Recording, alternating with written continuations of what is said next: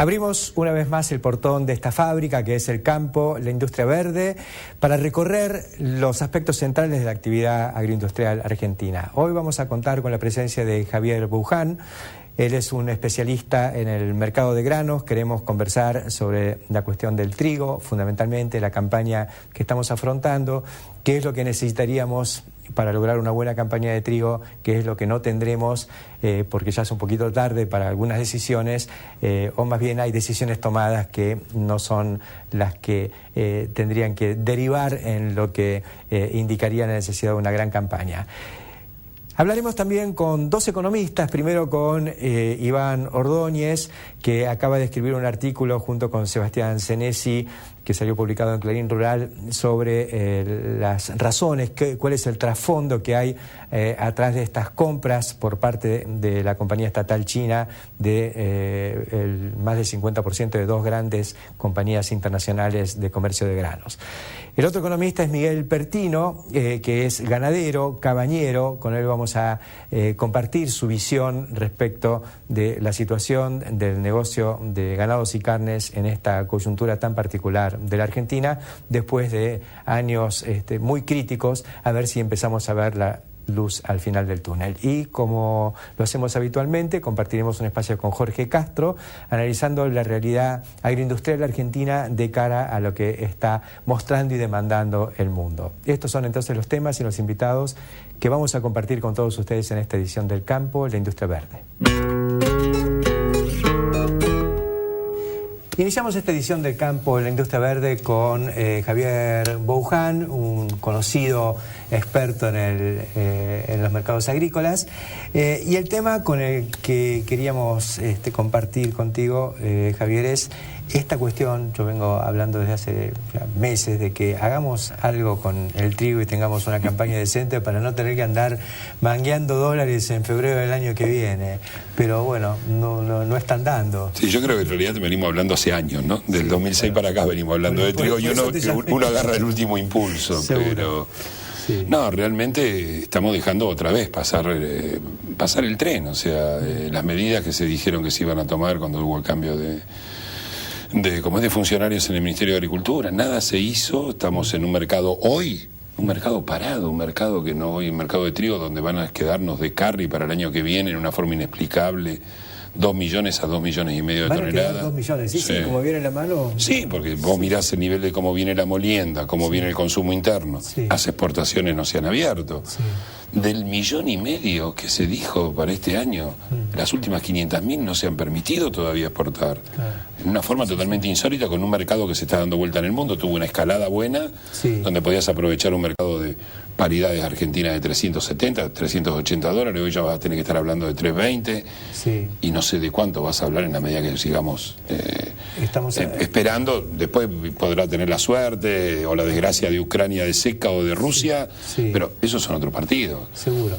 No, lo que estaba clarísimo es que con una buena campaña de soja, una campaña razonable, un poco inferior de maíz, pero hay mucho rastrojo de soja que está listo en toda la pampa húmeda para meter un triguito, con humedad, o sea, condiciones ambientales. Y con ganas de hacer trigo. Y con ganas de hacer, porque todo el mundo dice, sería el productor argentino es consciente, es responsable, sabe que lo ideal sería, sobre todo pampa húmeda, sudeste, hacer trigo. Seguro. Por rotación, por lo que significa. Sí.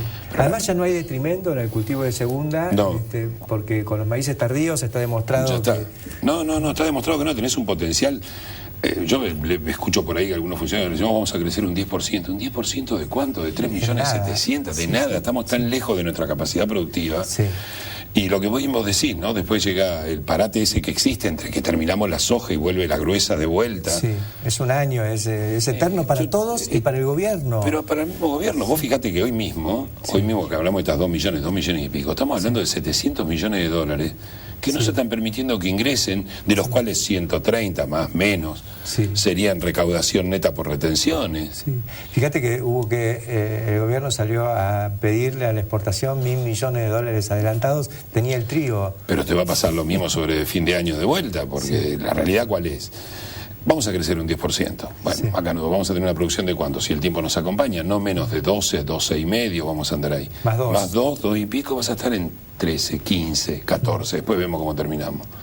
Si volvemos a guardar 6, 7, que no la estamos usando, pero están sobrando 8 millones de toneladas por lo menos. ¿Cuándo las vas a abrir? Es un efecto puerta. O sea, vamos a provocar, en la medida que dejemos ir pasando el tiempo, vamos a provocar que nuevamente el trigo esté castigado y otra vez entremos en esta locura de castigar a quien produce, ¿no? No, es una lástima porque, yo digo, el trigo ha dejado de ser el producto más importante de la Argentina hace mucho tiempo, le ganó la soja, ahora le gana el maíz, pero todavía cumple un efecto de puente y además también un impacto, digamos, geopolítico, entre comillas, porque es el trigo de la región. Bueno, vos pensás, yo voy a Vitrigo hace ya prácticamente 15 años, en forma ininterrumpida, de los cuales los últimos 6 o 7 me ha tocado... A Vitrigo es la organización triguera la industria brasilera de trigo, donde está toda la industria triguera brasilera. Y los últimos 5 o 6 años me tocó integrar casi todos los años con alguno de los paneles para hablar. Históricamente, antes de eso, ¿quién iba a hablar? Hablaba Estados Unidos, hablaba Canadá, y hablábamos nosotros. Y era una pelea, y era linda la pelea. Nosotros teníamos, por supuesto, el beneficio del Mercosur y todo, pero estaban las calidades, había un montón de cosas para discutir. Y muchas veces en esas charlas iban los representantes nuestros. Hoy, ese panel lo comparto con Uruguay y Paraguay. No le estoy poniendo a esto un desmedro ni a Paraguay ni a Uruguay respecto a Estados Unidos y Canadá. Le hemos regalado el mercado. Es más, Paraguay está pensando este año apuntando a 1 millón de hectáreas de trigo, con lo que tendrían 3 millones de toneladas. Claro, bueno, todo eso, claro, pero ¿qué va a significar eso? Que si Paraguay te gana ese mercado y vos el año que viene tenés 13 millones y Paraguay se te metió con 3 en Brasil, tu participación en Brasil va a quedar reducida a 2. Y las otras 5 que querés exportar, vas a tener que ir a pelear con un mercado que no tenés protección alguna. Claro, a África. A pelear con el trigo ucraniano, ruso que va a significar un castigo de precio. Entonces, ni siquiera, por eso te digo, no hay una razón además lógica. De la tendencia brasileña estimulada por nuestra política al autoabastecimiento también. Bueno, es lógico. Gracias a Dios no lo pueden hacer porque hablan de esto hace mucho y el clima no se lo permite, pero cuidado.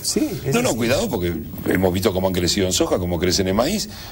Le van a encontrar la vuelta como todo. Va a ser a mucho mayor costo, digamos. Si Argentina abastece, no tiene competencia. Sí, aparte te encontrás en Brasil con lo que bien vos decís, o sea, en el intercambio comercial no puede ser que hayamos dejado de ser proveedores confiables. Eso es lo más grave que nos pasó, primero con el mundo, pero fundamentalmente con nuestro principal socio, y yo te diría, con el que marca el rumbo del Mercosur, ¿no? Porque estamos muy lejos de lo que es. 6, 7 millones de toneladas de importación todos los años. Todos los años, esa es fija. O sea, Argentina podría producir 14 millones de toneladas, 7 nuestras, que sobran porque la harina va a tener que vender al otro lado, pero no importa. Y las otras 7 no tenés que salir a pelearte con nadie. Te tenés que sentar con Brasil y decir, quédate tranquilo, las 7 las tengo yo. Después nos pelearemos por el precio como hicimos toda la vida. Seguro. Pero no hay que salir a pelearse con nadie. La mercadería está colocada.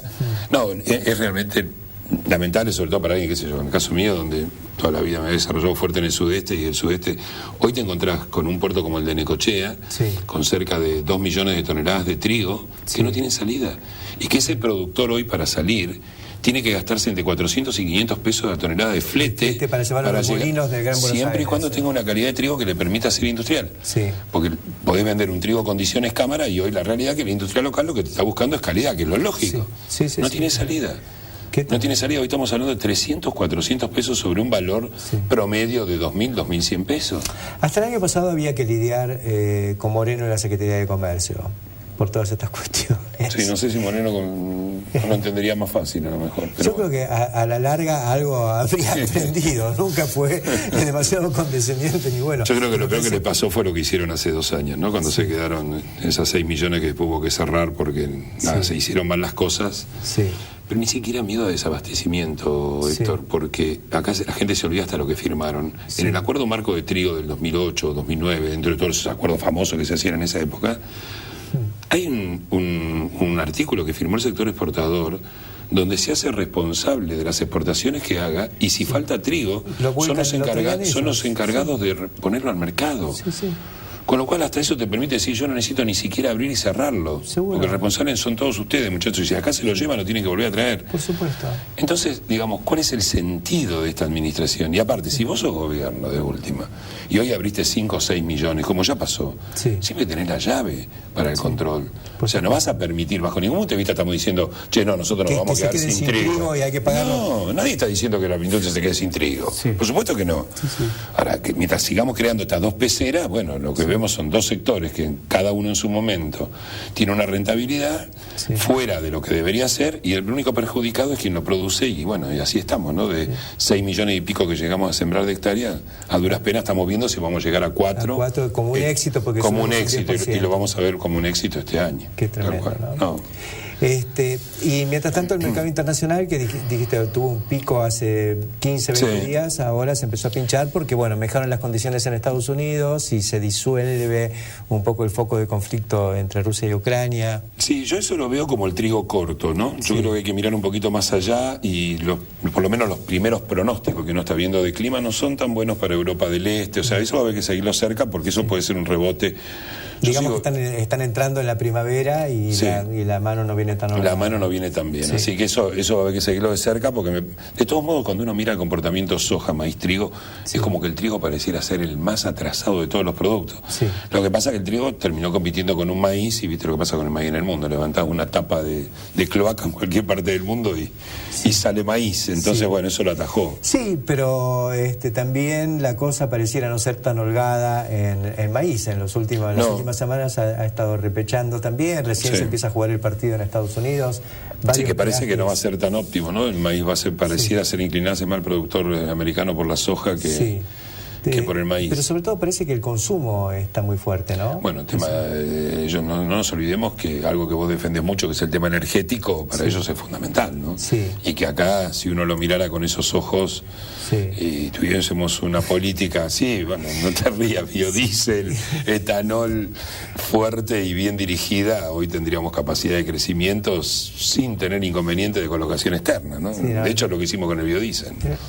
Lo bueno es que la gente sigue invirtiendo y las plantas se siguen levantando con cuentagotas, pero bueno, se hizo la planta de molienda de soja, la de Renova la semana pasada, y esto sigue. Y la planta de ACA, que en Villa María, una planta de etanol enorme también, que está lista. Pienso que todavía le falta alguna autorización y demás, pero creo que ya está empezando a entregar. Sí, yo creo que de todos modos me parece que lo que todo el mundo mira, que más allá de la coyuntura actual, en algún momento vamos a ser un país medianamente normal de nuevo, ¿no? Y vamos a lograr establecernos. Yo creo que sí, todo esto y esto que estamos comentando sirve para seguir creando conciencia de que... Yo creo que lo más grave que puede pasar es que como me pasó hace poco en algún lado, donde yo te lo comentaba fuera antes de comenzar el programa, cuando te dicen, bueno, pero ¿para qué te seguís quejando si nada va a cambiar? Digo, bueno, con ese criterio entonces no hagamos nada de nada, no nos quejemos de inseguridad, no nos quejemos de nada. Y no es así. Yo creo que el tema hay que mantenerlo muy latente, porque creo que son las cosas que tenés que defender, ¿no? Seguro. Esto no es queja, esto es comentar la realidad que estamos viviendo y el potencial que sigue latente. Sí, y un potencial que no puedes entender que se pongan en práctica políticas que van en contra de las mismas necesidades que tiene esa misma política, ¿no? Eso es lo más loco que tiene esto. Parece un discurso cruzado, ¿no? Porque a veces uno siente el aire cargado de palabras, ¿no? Y pero ¿no estuvimos haciendo lo contrario? Sí, y bueno, creo que en trigo quedó totalmente demostrado, ¿no? Que hemos hecho lo contrario. Volveremos a tener trigo pronto. No tengo duda de eso. Enseguida continuamos.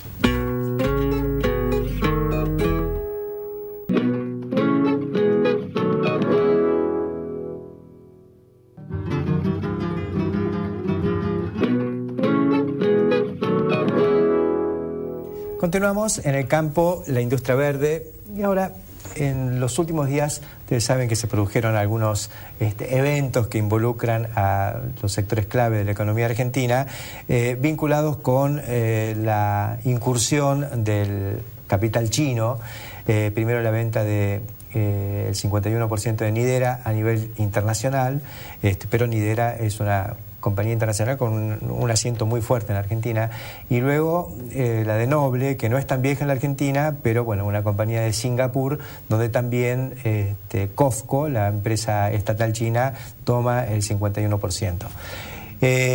El economista Iván Ordóñez escribió un artículo que fue publicado en Clarín Rural, donde analiza esta tendencia, estas dos medidas, y me pareció interesante convocarte, Iván, para que nos refresques lo que estuviste escribiendo y tu visión al respecto. Bueno, ante nada, muchas gracias.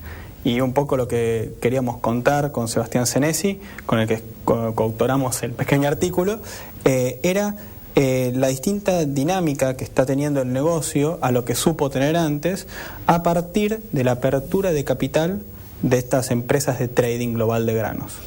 Y hicimos un par de cuentitas y nos dimos cuenta que con estas dos adquisiciones que vos acabas de nombrar, COFCO se transforma en la quinta grande, en realidad en la cuarta, desplazando a Louis Dreyfus al quinto puesto. Ajá. Entonces se están dando unos movimientos al interior patrimonial de las empresas que entendemos que están fundamentalmente ligados a los cambios que hubo la última década en torno a los fundamentals del negocio, particularmente el precio de los commodities, que subió muchísimo.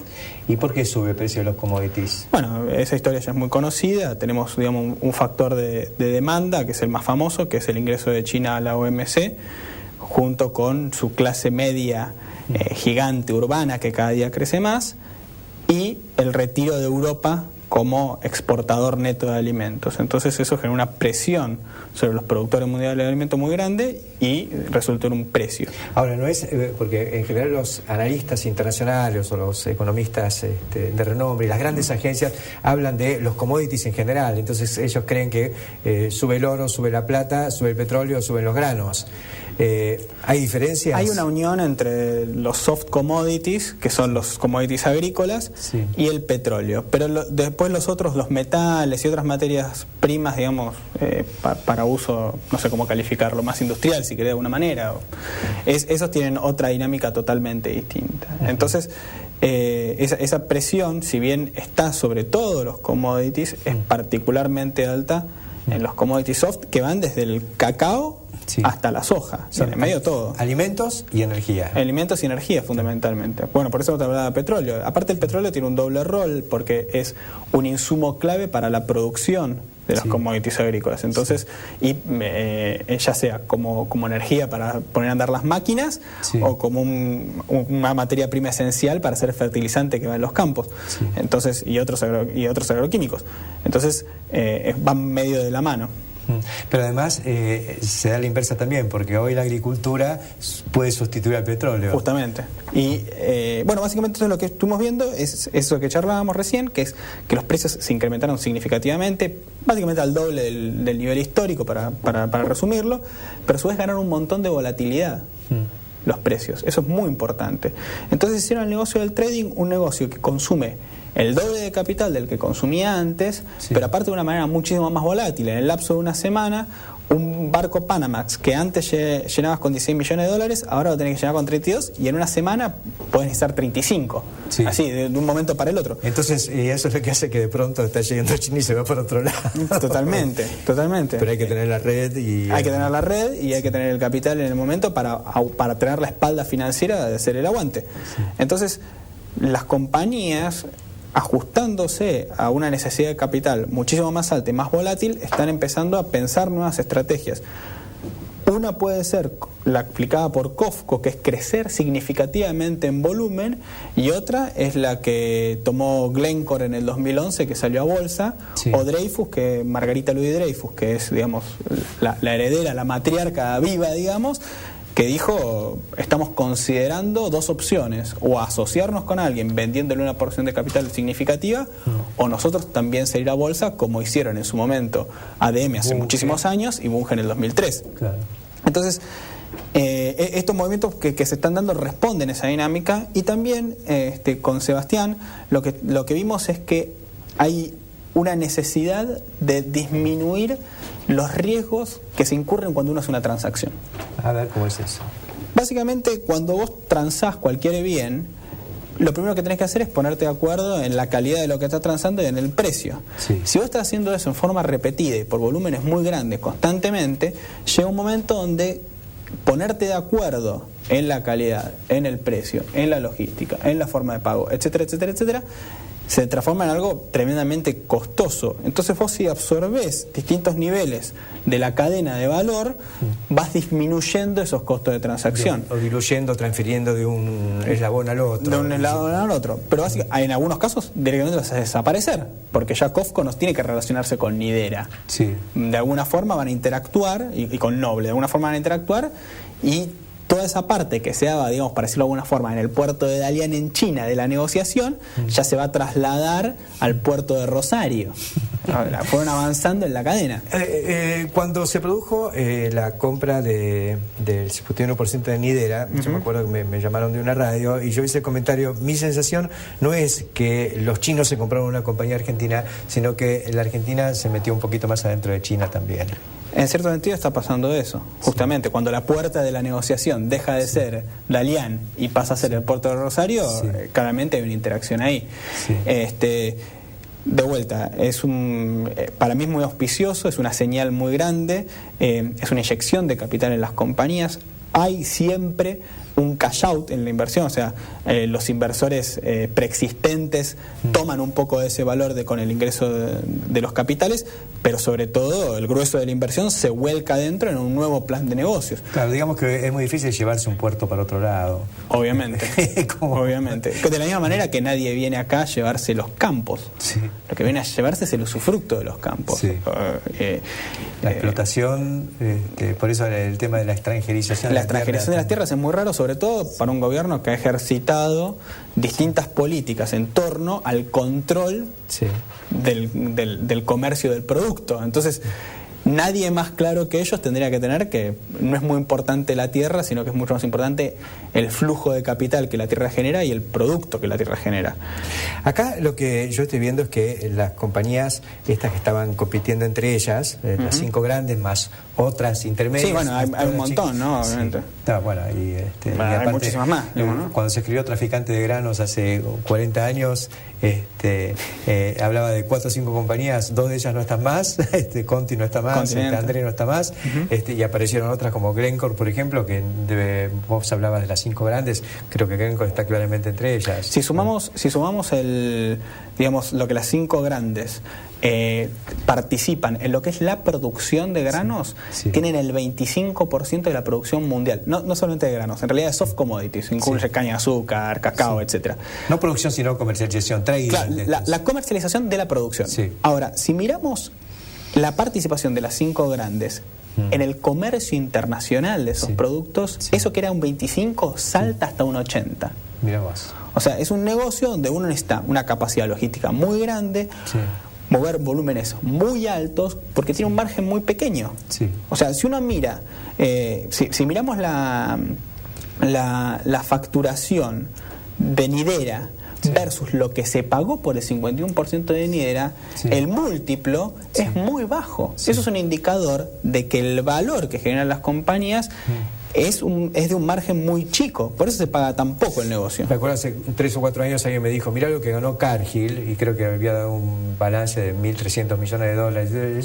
Sí, pero para mover 130.000 millones. 1%, 2%, etcétera. Entonces se da un movimiento y también ahí es donde entran a jugar los bancos. Ayer estaba charlando con un economista y yo lo que le decía es, mirá, la volatilidad del capital que necesitan y el volumen es tan grande que yo no sé si para los bancos sigue siendo negocio prestarle tanto. Él más o menos me puso en duda el pensamiento, pero decididamente lo que los dos estamos de acuerdo es que hoy la bolsa la financia muchísimo más barato que lo financian los bancos. Por algo salen a hacer estos movimientos y por algo Margarita dice, bueno, estamos pensando en salir a bolsa.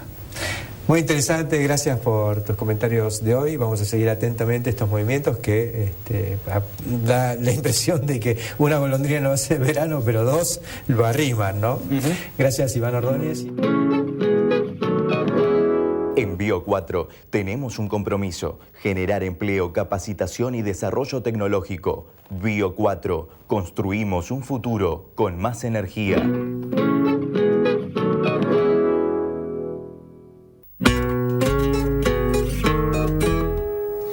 Continuamos en el campo, en la industria verde, introduciéndonos ahora en el tema ganadero, tema que en general tocamos más cerca del punto final, del novillo, de la carne, pero bueno, nos vamos a meter en el origen. Vamos a hablar con un productor que pertenece al CREA Cabañas. Hay un grupo CREA que se especializa en la cuestión de la cabaña. Se trata de Miguel Pertino, un joven economista que hace años que tiene una cabaña Angus, tengo entendido, y algunas otras cositas que nos vas a comentar. ¿Cómo está yendo el negocio? Porque es un buen termómetro lo que pasa con la cabaña respecto a las expectativas que genera en los usuarios. Bueno, como todo en la ganadería, vemos hoy un futuro un poquito mejor con el tema del cambio de los precios, ¿no? Igualmente, los negocios que mejor han son los negocios de corto plazo, sí, ya sea el ternero, invernada, la vaca cut, sí, pero vemos que de a poquito ese interés y ese peso que le entra en el bolsillo al criador hace que esté pensando en invertir en cosas de más largo plazo, como por ejemplo un toro, un reproductor, una vaca buena, ¿no? Sí. Entonces, con cierto optimismo, pero siempre sabiendo que el futuro de la ganadería argentina tiene que estar en la exportación. Sí. Y eso es algo que hoy nos está faltando un poco, ¿no? Estamos mirando el fin de ciclo y a ver si después se dan cuenta que este es un negocio que vale la pena. Sí, no pelearnos por el mercado interno, que sí, claramente se puede abastecer bien con lo que hoy tenemos, y el futuro de la Argentina tiene que ser la productividad y la cantidad, ¿no? Me parece que tenemos muchísimo para crecer en extracción del stock. Si miramos a cualquier otro país importante, productor de carne, y nos damos cuenta que con las vacas que tenemos podríamos producir un 50% más, sí, solo con mercado, con medidas adecuadas, ¿no? Ese 50% más se distribuye entre mejor porcentaje de parición y más peso de faena. Claro, más carcasa. Hoy uno analiza los negocios de feedlot y se da cuenta que sacando los precios estacionales de otoño que hacen que todo valga lo mismo, sí, siempre lo que mejor se paga es el ternero liviano. Sí. Y me parece que el futuro está en hacer novillos más pesados, ¿no? Claro. En feedlot y mayormente. Y meterle más kilos a cada preñez finalmente, porque lo que cuesta, claro, también es el arranque. En el origen, esa vaca que para un ternero, si después lo liquidamos a 300 kilos, a 350 kilos. Lucro cesante del 50%.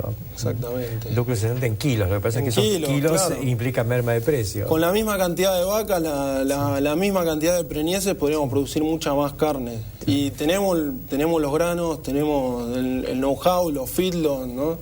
Durante muchos años en el mundo de la cabaña se planteaba que nosotros tenemos que producir un tipo de hacienda para nuestro sistema pastoril, digamos. ¿Cuál es la reacción frente a este cambio que ha habido en los últimos 15 años en el mercado, donde hay una presencia cada vez mayor del corral? Bueno, claramente el tipo de animal que se usaba en el pasado era un animal con muchísima grasa para darle sostén a la vaca en los campos. La verdad que los argentinos somos, los ganaderos, muchos somos hambreadores profesionales de las vacas. Si uno mira en Estados Unidos, una vaca come suplemento por $500, sí, pero porque después la producción lo vale, ¿no? Claro. En cambio nosotros acá, ¿qué hacemos? Le damos estado a la vaca durante el verano, primavera, sí, y esa grasa quizás conspira un poco en el feedlot, sí, pero me parece que el trabajo está en trabajar en fertilidad, que es lo que nosotros estamos haciendo, sí, darle tamaño a los animales, siempre y cuando sean animales que se preñen, ¿no? O sea, sí, yo quiero vacas que se preñan, quiero una alta carga por hectárea, pero que funcionen en el medio donde estoy produciendo, ¿no? Claro. Sí, porque la vaca siempre va a estar restringida a campos de no máxima, sí, calidad. Y cada vez más hoy con los valores de la agricultura, ¿no? Claro. Agropiros, bajos. Sí. Tiene que ser un animal que funcione ahí, pero que nos dé el máximo desarrollo en los fields, y me parece que ahí está la búsqueda genética, ¿no? En animales que sean versátiles. Y al mismo tiempo también empezar a manejar un poco más intensivamente la vaca, ¿no? Porque así como comentabas que en Estados Unidos se comen $500 de suplemento por año, en la Argentina come cero la vaca. Sí, bueno. Come su propia grasa, que es carísimo finalmente. Sí, de hecho es así, y me parece que en eso estamos, ¿no? Nosotros hacemos mucho hincapié en el tema de la productividad, ¿no? Estamos desde la suplementación, ¿no es cierto?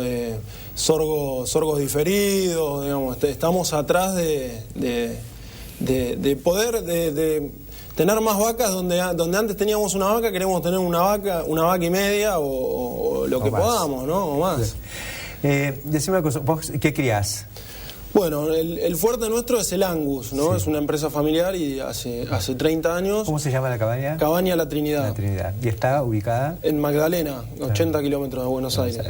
Sí. Y hace unos 5 años incursionamos en la cría de Wagyu. Ajá.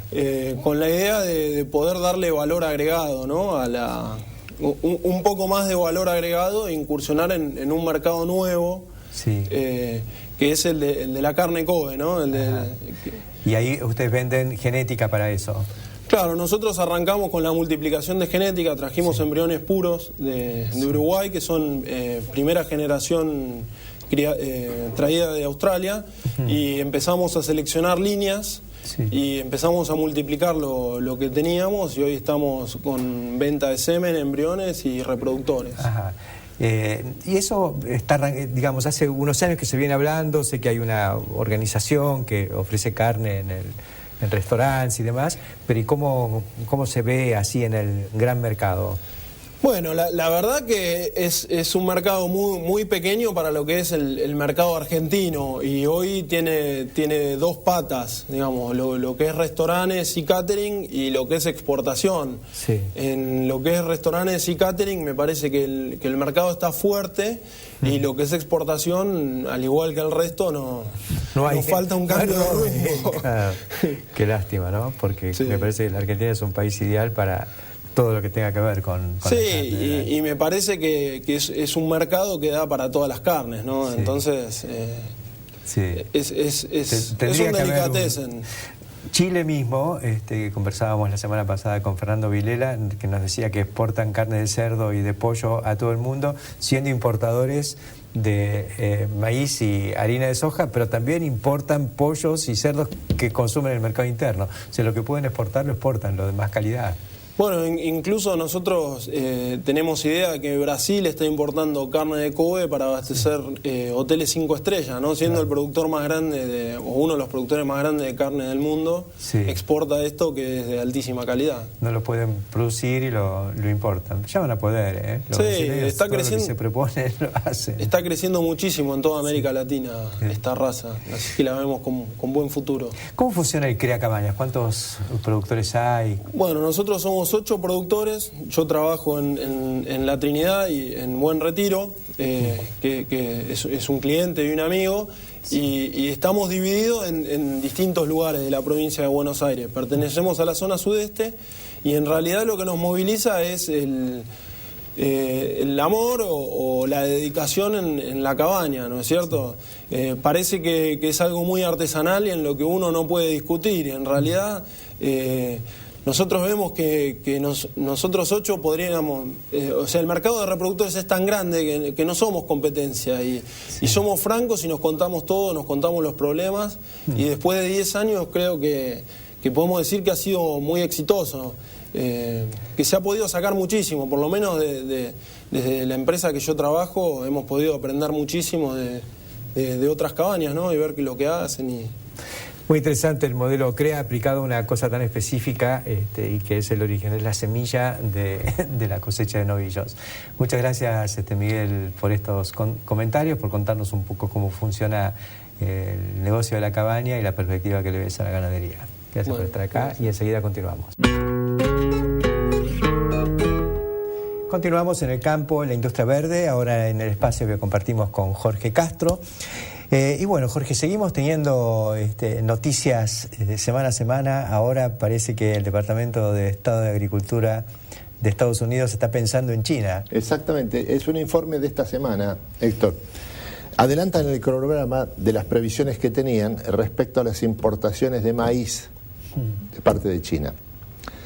En lo que esta semana ha dicho el Departamento de Agricultura de Estados Unidos es que China en el 2020 va a importar 20 millones de toneladas de maíz. Era la previsión que ya tenían, pero ellos la tenían pensando en 2023-2024. Ahora han adelantado el cronograma y han ubicado esta fecha en el 2020. Interesante porque hace 3 o 4 años China no importaba maíz. Empezó con un millón de toneladas, exacto. Ahora ya está en 5. 5 el año pasado y serían 20. Sí, dentro de 5 años. Dentro de 5 años. Esas 20 millones de toneladas es el 10% de la demanda china de maíz. Claro. Sí. Esto quiere decir que en realidad no es el techo, sino el piso de las importaciones de maíz de parte de China. Bueno, ya sabemos lo que ocurrió con la soja, ¿no? Empezaron en el año 97, 98 con 500.000 toneladas, hoy están en 70. Exactamente. Así que es difícil después parar lo que se va generando, ¿no? Exactamente.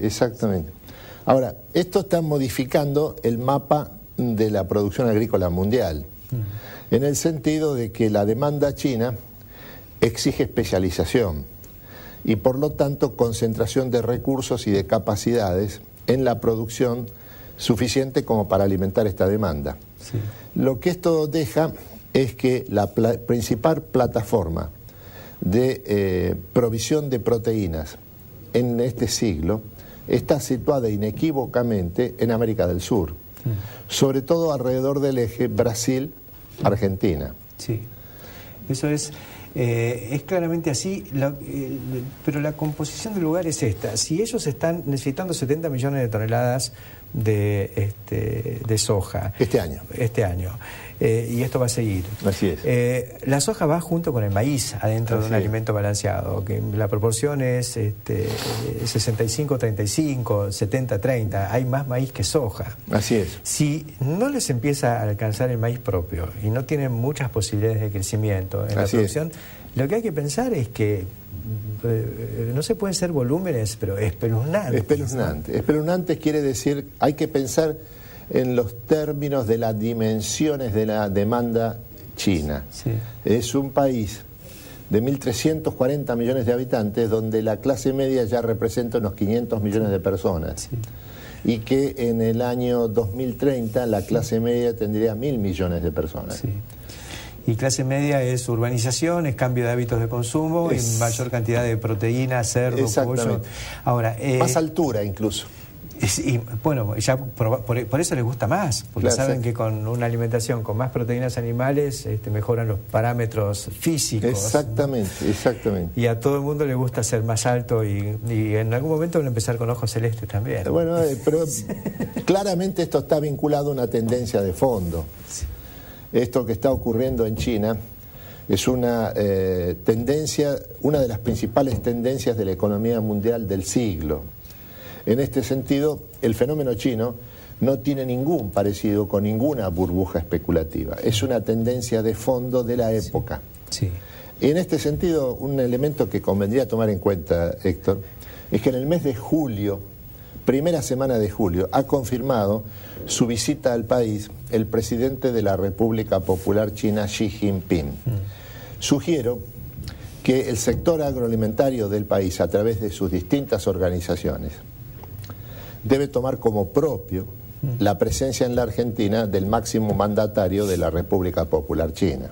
No es un elemento suelto, ¿no? Porque se han producido este año 2 impactos muy fuertes con la irrupción de la China COFCO en una compañía como Nidera y en Noble. Exactamente. 2 de los grandes jugadores de... Exactamente.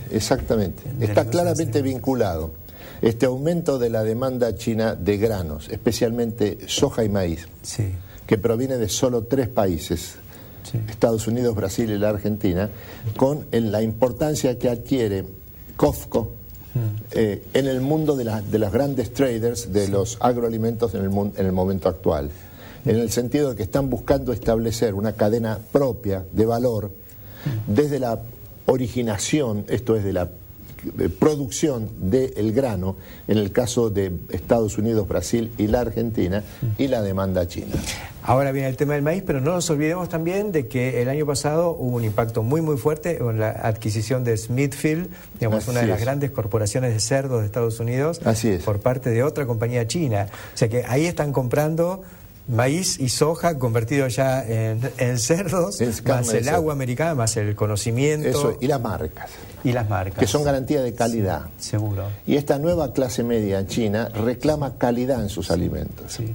Otra cosa que tiene también que ver con todo esto, la acción de Yum. Yum es la licenciataria de Kentucky Fried Chicken, Pizza Hut y alguna otra. Ha estado subiendo muy fuerte en las últimas semanas. Yum es una compañía que creo que ya tiene un valor de bolsa superior a McDonald's, o sea, y está centrada fundamentalmente en China y zona, abriendo un local cada 16 horas. Exactamente. Y esto, Kentucky Fried Chicken, es pollo frito, es maíz, harina de soja y aceite. Exactamente. Ahora, lo que esto significa es que es de interés estratégico para la Argentina como nación, y para el sector agroalimentario, como es el sector más competitivo en términos internacionales que tiene el país, de establecer un vínculo directo con los acontecimientos chinos. Seguro. Por eso la importancia de esta visita del presidente Xi Jinping. Primera quincena de julio de este año, confirmada su presencia en el país. Bueno, es muy importante, viene en visita oficial, supongo que va a ser atendido por la presidenta, pero además el sector tiene que buscar un vínculo, hay que golpear la puerta de la embajada china y hacer presente ante la opinión pública y ante el gobierno chino lo que representa el sector agroalimentario de la Argentina. Buenísimo, eso quedó muy claro en el seminario que hace pocos días hizo la Facultad de Agronomía de Buenos Aires. Fernando Vilela, efectivamente. Con Fernando Vilela a la cabeza, que creo que fue muy oportuno y es parte de todo este acercamiento. Exactamente. Gracias, Jorge Castro, por tus comentarios de hoy y nosotros enseguida volvemos.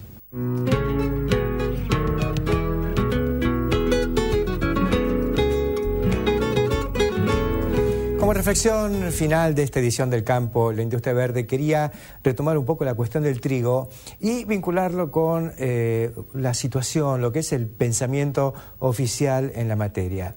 Ustedes recordarán, hace 15 días se inauguró la planta de Renova en Timbúes, una inversión de $500 millones, la más grande planta de crushing y la más moderna del mundo, con extractores que hizo una compañía internacional de alta tecnología como Desmet, que los tuvo que hacer fuera de todo estándar. Hicieron los extractores más grandes para una planta industrial de estas características.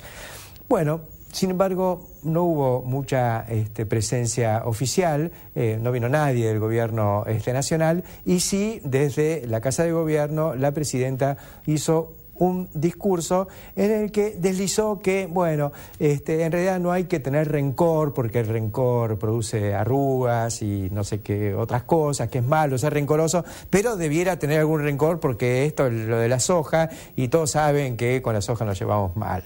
Bueno, evidentemente el rencor está y se expresa en esto del trigo, porque explíquenme cuál es la razón por la cual se sostiene una estrategia que ha producido una pérdida de potencial triguero fenomenal, como hablábamos hoy con Javier Bouján, donde dejamos de abastecer al Mercosur, creamos un default regional que va a ser cubierto por Paraguay, Uruguay y quizá en el futuro Brasil, porque ya la Argentina dejó de ser un proveedor confiable. Perdimos un diferencial de un 15% porque hay un derecho de importación para el trigo extrazona establecido para todo el Mercosur, y la Argentina lo perdió ese beneficio porque no puede cumplir. Ahora, ¿cuál es la razón por la que se hace esto? Y bueno, porque el gobierno dice no vamos a arriar la bandera de las retenciones por una cuestión política.